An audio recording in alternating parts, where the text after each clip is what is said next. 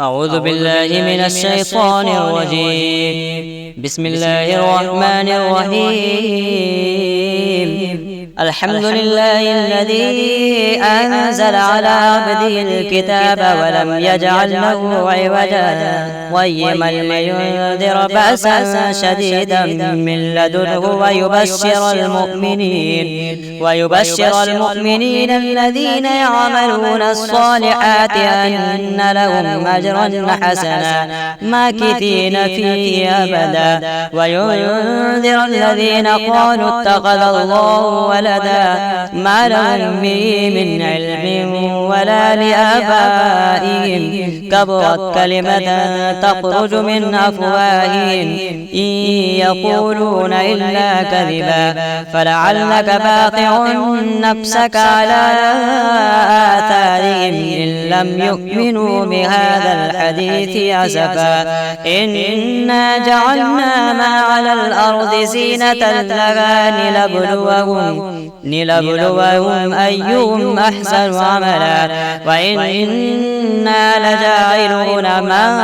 عليها صعيدا جرزا أم حسبت أن أصحاب الكهف والرقيم كانوا من آياتنا عجبا إذ أوى الفتية إلى الكهف فقالوا ربنا آتنا من لدنك رحمة وهيئ لنا من أمرنا رشدا فضربنا على آذانهم في الكهف سنين عددا ثم بعثناهم لنعلم أي الحزبين أحصى لما لبثوا أمدا نحن نقص عليك نبأهم بالحق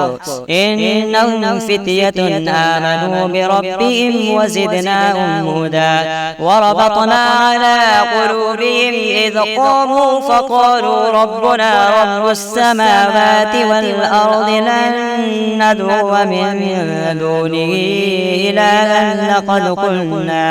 إلها لقد قلنا إذا شططا هؤلاء قوم اتخذوا من دونه آلهة لولا يأتون عليهم بسلطان بين فمن أظلم ممن افترى على الله كذبا وإذ اعتزلتموهم وما يعبدون إلا الله فأووا إلى الكهف ينشر لكم ربكم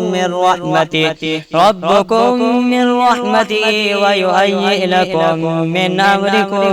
مرفقا وترى الشمس إذا طلعت تزاور عن كهفهم ذات اليمين وإذا غربت تقرضهم ذات الشمال وهم في فجوة منه ذلك من آيات الله من يهد الله فهو المهتد ومن يضلل فلن تجد له وليا مرشدا وتحسبهم أيقاظا وهم رقود ونقلبهم ذات اليمين وذات الشمال وكلبهم باسط ذراعيه بالوصيد لو اطلعت عليهم لوليت منهم فرارا ولملئت منهم رعبا وكذلك بعثناهم ليتساءلوا بينهم قال قائل منهم كم لبثتم قالوا لبثنا يوما أو بعض يوم قالوا ربكم أعلم بما لبثتم فابعثوا أحدكم بورقكم هذه إلى المدينة فلينظر أيها أزكى طعاما فليأتكم برزق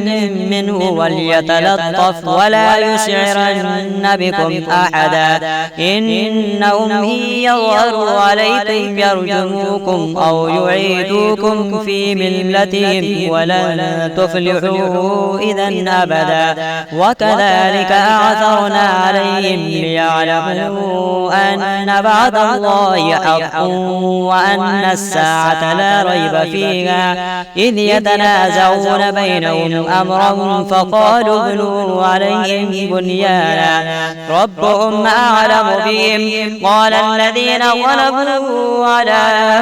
أمرهم لنتخذن عليهم مسجدا سيقولون ثلاثة رابعهم كلبهم ويقولون خمسة سادسهم كلبهم رجما بالغيب ويقولون سبعة وثامنهم كلبهم قل ربي أعلم بعدتهم ما يعلمهم إلا قليل فلا تمار فيهم إلا مراء ظاهرا ولا تستفت فيهم منهم أحدا ولا تقولن لشيء إني فاعل ذلك غدا إلا أن يشاء الله واذكر ربك إذا نسيت وقل عسى أن يهديني ربي لأقرب من هذا رشدا ولبثوا في كهفهم 300 سنين وازدادوا 9 قل الله أعلم بما لبثوا له غيب السماوات والأرض أبصر به وأسمع ما لهم من دونه من ولي ولا يشرك في حكمه أحدا واتل ما أوحي إليك من كتاب ربك لا مبدل لكلماته ولن تجد من دونه ملتحدا واصبر نفسك مع الذين يدعون ربهم بالغداة والعشي يريدون وجهه ولا تعد عيناك عنهم تريد زينة الحياة الدنيا ولا تطع من أغفلنا قلبه عن ذكرنا واتبع هواه وكان أمره فرطا وقل الحق من ربكم فمن شاء فليؤمن ومن شاء فليكفر إنا أعتدنا للظالمين نارا أحاط بهم سرادقها وإن يستغيثوا يغاثوا بماء كالمهل يشوي الوجوه بئس الشراب وساءت مرتفقا إن الذين آمنوا وعملوا الصالحات إنا لا نضيع أجر من أحسن عملا أولئك لهم جنات عدن تجري من تحتهم الأنهار يحلون فيها من أسامر من ذهب ويلبسون ثيابا خضرا من سندس واستبرق متكئين فيها على الأرائك نعم الثواب وحسنت مرتفقا واضرب لهم مثل الرجلين جعلنا لأحدهما جنتين من أعناب وحففناهما بنخل وجعلنا بينهما زرعا كلتا الجنتين آتت أكلها ولم تظلم منه شيئا وفجرنا خلالهما نهرا وكان له ثمر فقال لصاحبه وهو يحاوره أنا أكثر منك مالا وأعز نفرا ودخل جنته وهو ظالم لنفسه قال ما أظن أن تبيد هذه أبدا وما أظن الساعة قائمة ولئن رددت إلى ربي لأجدن خيرا منها منقلبا قال له صاحبه وهو يحاوره أكفرت بالذي خلقك من تراب ثم من نطفة ثم سواك رجلا لكن هو الله ربي ولا أشرك بربي أحدا ولولا إذ دخلت جنتك قلت ما شاء الله لا قوة إلا بالله إن ترني أنا أقل منك مالا وولدا فعسى ربي أن يؤتيني خيرا من جنتك ويرسل عليها حسبانا من السماء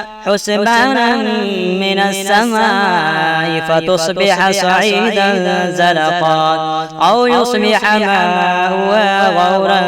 فلن تستطيع له طلبا وأحيط بثمره فأصبح يقلب كفيه على ما أنفق فيها وهي خاوية على عروشها ويقول يا ليتني لم أشرك بربي أحدا ولم تكن له فئة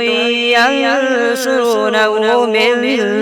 دون الله وما كان منتصرا هنالك الولاية لله الحق هو خير ثوابا وخير عقبا واضرب لهم مثل الحياة الدنيا كماء أنزلناه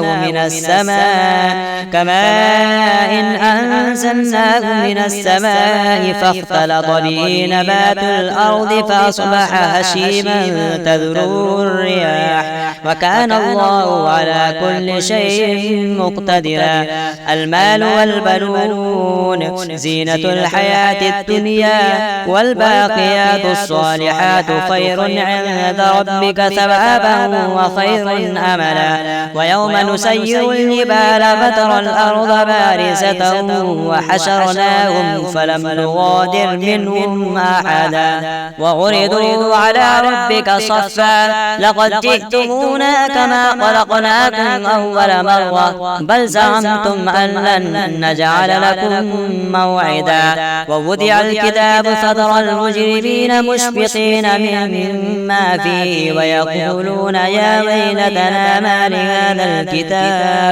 ما لهذا الكتاب لا يغادر صغيرة ولا كبيرة إلا أحصاها ووجدوا ما عملوا حاضرا ولا يظلم ربك أحدا وإذ قلنا للملائكة اسجدوا لآدم فسجدوا إلا إبليس كان من الجن ففسق عن أمر ربه أفتتخذونه وذريته أولياء من دوني وهم لكم عدو بئس للظالمين بدلا ما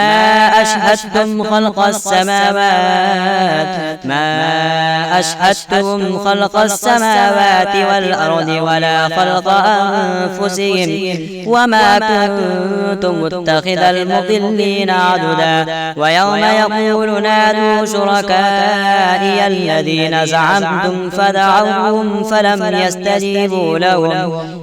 يستجيبوا لهم وجعلنا بينهم موبقا ورأى المجرمون النار فظنوا أنهم مواقعوها ولم يجدوا عنها مصرفا ولقد صرفنا في هذا القرآن للناس من كل مثل وكان الإنسان أكثر شيء جدلا وما منع الناس أن يؤمنوا إذ جاءهم الهدى ويستغفروا ربهم إلا أن تأتيهم سنة الأولين أو يأتيهم العذاب قبلا وما نرسل المرسلين إلا مبشرين ومنذرين ويجادل الذين كفروا بالباطل ليدحدوا به الحق واتخذوا آياتي وما أنذروا هزوا ومن أظلم ممن ذكر بآيات ربه فأعرض عنها ونسي ما قدمت يداه إنا جعلنا على قلوبهم أكنة أن يفقهوا وفي آذانهم وقرا وإن وإن تدعوهم إلى الهدى فلن يهتدوا إذا أبدا وربك الغفور ذو الرحمة لو يؤاخذهم بما كسبوا لعجل لهم العذاب بل لهم موعد لن يجدوا من دونه موئلا وتلك القرى أهلكناهم لما ظلموا وجعلنا لمهلكهم موعدا وإذ قال موسى لفتاه لا أبرح حتى أبلغ مجمع البحرين أو أمضي حقبا فلما بلغا مجمع بينهما نسيا حوتهما فاتخذ سبيله في البحر سربا فلما جاوزا قال لفتاه آتنا غداءنا لقد لقينا من سفرنا هذا نصبا قال أرأيت إذا أوينا إلى الصخرة فإني نسيت الحوت وما أنسانيه إلا الشيطان أن أذكره واتخذ سبيله في البحر عجبا قال ذلك ما كنا نبغي فارتد على آثارهما قصصا فوجد عبدا من عبادنا آتيناه رحمة من عندنا وعلمناه من لدنا علما قال له موسى هل أتبعك على أن تعلمني مما علمت رشدا قال إنك لن تستطيع معي صبرا وكيف تصبر على ما لم تحط به خبرا قال ستجدني إن شاء الله صابرا ولا أعصي لك أمرا قال فإن اتبعتني فلا تسألني عن شيء حتى أحدث لك منه ذكرا فانطلقا حتى إذا ركبا في السفينة خرقها قال خرقتها لتغرق أهلها لقد جئت شيئا إمرا قال ألم أقل إنك لن تستطيع معي صبرا قال لا تؤاخذني بما نسيت ولا ترهقني من أمري عسرا فانطلقا حتى إذا لقيا غلاما فقتله قال أقتلت نفسا زكية بغير نفس لقد جئت شيئا نكرا قال ألم أقل لك إنك لن تستطيع معي صبرا قال إن سألتك عن شيء بعدها فلا تصاحبني قد بلغت من لدني عذرا فانطلقا حتى إذا أتيا أهل قرية استطعما أهلها فأبوا أن يضيفوهما فوجد فيها جدارا يريد أن ينقض فقام قال لو شئت لاتخذت علي أجرا قال هذا فراق بيني وبينك سأنبئك بتأمين ما لم تستطع عليه صبرا أما السفينة فكانت لمساكين يعملون في البحر فأردت أن أعيبها وكان وراءهم ملك يأخذ كل سفينة غصبا وأما الغلام فكان أبواه مؤمنين فخشينا أن يرهقهما طغيانا وكفرا فأردنا أن يبدلهما ربهما خيرا منه زكاة وأقرب رحما وأما الجدار فكان لغلامين يتيمين في المدينة وكان تحته كنز لهما وكان أبوهما صالحا فأراد ربك أن يبلغا أشدهما ويستخرجا كنزهما رحمة من ربك وما فعلته عن أمري ذلك تأويل ما لم تستطع عليه صبرا ويسألونك عن ذي القرنين قل سأتلو عليكم منه ذكرا إنا مكنا له في الأرض وآتيناه من كل شيء سببا فأتبع سببا حتى إذا بلغ بلغ مغرب الشمس وجدها تغرب في عين حمية ووجد عندها قوما قلنا يا ذا القرنين إما تعذب وإما تتخذ فيهم حسنا قال أما من ظلم فسوف نعذبه ثم يرد إلى ربه فيعذبه عذابا نكرا وأما من آمن وعمل صالحا فله جزاء الحسنى وسنقول له من أمرنا يسرا ثم أتبع سببا حتى إذا بلغ مطلع الشمس وجدها تطلع على قوم لم نجعل لهم من دونها سترا كذلك وقد أحطنا بما لديه خبرا ثم أتبع سببا حتى إذا بلغ بين السدين وجد من دونهما قوما لا يكادون يفقهون قولا قالوا يا ذا القرنين إن يأجوج ومأجوج مفسدون في الأرض فهل نجعل لك خرجا على أن تجعل بيننا وبينهم سدا قال ما مكنني فيه ربي خير فاعينوني بقوة أجعل بينكم وبينهم ردما آتوني زبر الحديد حتى إذا ساوى بين الصدفين قال انفخوا حتى إذا جعله نارا قال آتوني يفرغ عليه قطرا فما استطاعوا أن يظهروه وما استطاعوا له نقبا قال هذا رحمة من ربي فإذا جاء وعد ربي جعله دكا وكان وعد ربي حقا وتركنا بعضهم يومئذ يموج في بعض ونفخ في الصور فجمعناهم جمعا وعرضنا جهنم يومئذ للكافرين عرضا الذين كانت أعينهم في غطاء عن ذكري وكانوا لا يستطيعون سمعا أفحسب الذين كفروا أن يتخذوا عبادي من دوني أولياء إنا أعددنا جهنم للكافرين نزلا قل هل ننبئكم بالأخسرين أعمالا الذين ضل سعيهم في الحياة الدنيا وهم يحسبون أنهم يحسنون صنعا أولئك الذين كفروا بآيات ربهم ولقائه فحبطت أعمالهم فلا نقيم لهم يوم القيامة وزنا ذلك جزاؤهم جهنم بما كفروا واتخذوا آياتي ورسلي هزوا إن الذين آمنوا وعملوا الصالحات كانت لهم جنات الفردوس نزلا خالدين فيها لا يبغون عنها حولا قل لو كان البحر مدادا لكلمات